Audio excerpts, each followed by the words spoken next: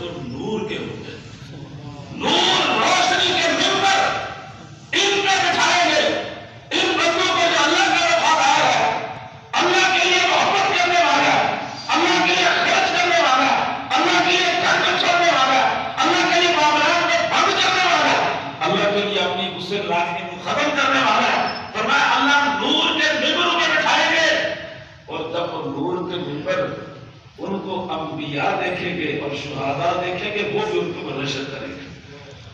یہ عام بندے کا منشر انبیاء کا، شہداء و صالحین کا،